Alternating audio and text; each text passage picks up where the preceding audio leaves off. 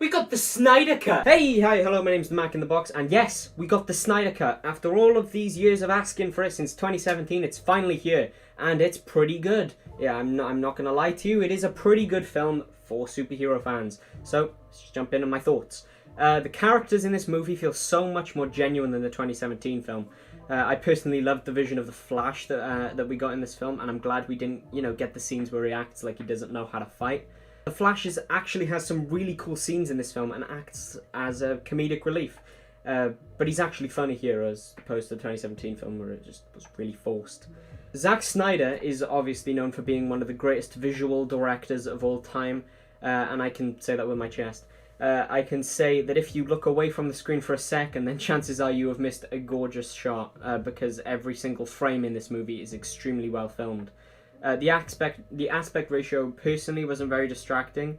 I actually really thought I really liked it because it was different than all the other films. I'm glad that I got to watch it in a way that was original, I think. His idea was that it looks like a comic book border, and I thought that's a really cool way of looking at it because, he's a visual director. I really liked it. Really liked that idea. I also really liked how the runtime didn't feel too forced. Obviously, it's really long, and obviously there were scenes that didn't need to be in the movie, but the runtime feels needed.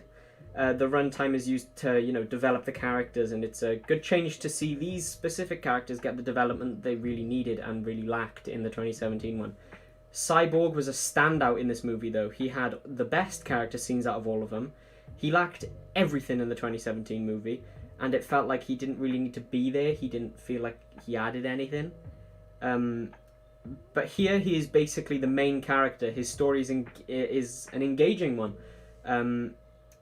All of the other characters are very engaging too. Superman has some pretty okay scenes when he returns. And I'm not too fussed on the black suit. I understand why it was here because it's a symbol of Superman returning from the dead. But in the epilogue, I really would have liked to see, when he opens up the suit, the blue and red, because I just think it's classic Superman. I think it's a superior suit. Something I wasn't too fussed on is the music, honestly. At some points, the score is fantastic and grand, but I really, really didn't like the Wonder Woman vocal theme. Her electric guitar theme is still here, but it's criminally underused in this film.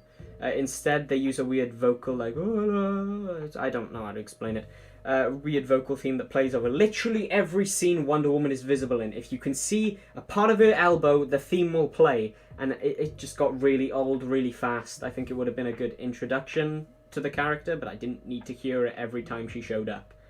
The villains are great in this film. Steppenwolf actually has morals and beliefs, and you can actually understand why he's doing what he's doing, which is what you need with a villain.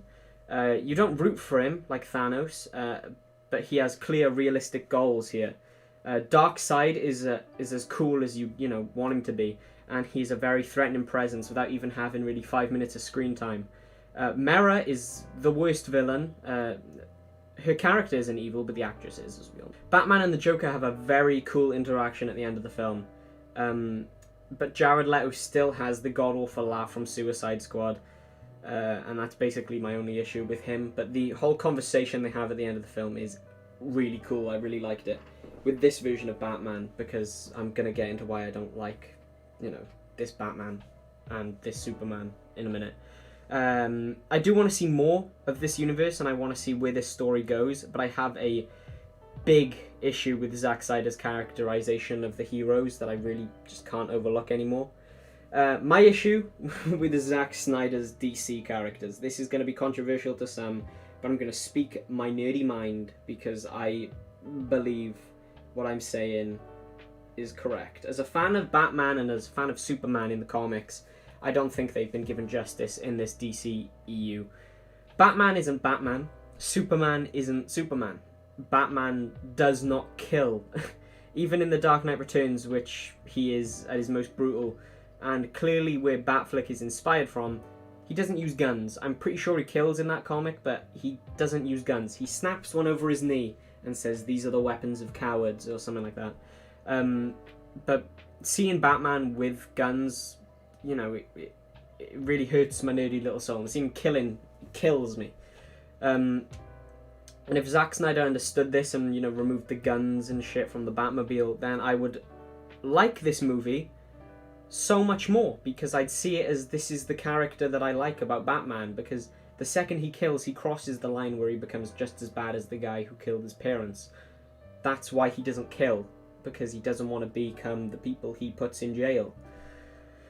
And now Superman, and my problem with this Superman is he's very boring in these films. He's treated like a god. They have a lot of shots comparing him to Jesus, and I think that that's just a bit stupid. Superman grew up on Earth. He's a normal guy. He's a man just like us. He's a normal human being. And comparing him to Jesus is just stupid. I hate that about the character. He grew up on Earth, and Lois Lane isn't the only thing that Superman cares about on Earth. Superman values human life, and that's what it should be. He values humans.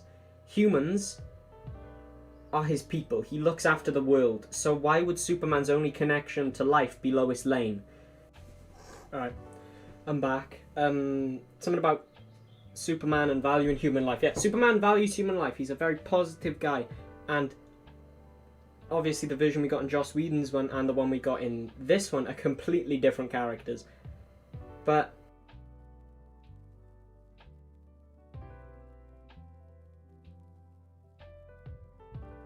I feel like when he came back to life, not the scenes at the farm, I still think Joss Whedon's film was ass, until like when Superman shows up at the end and is a lot more hopeful. I kind of like that. I don't prefer it, but I liked it.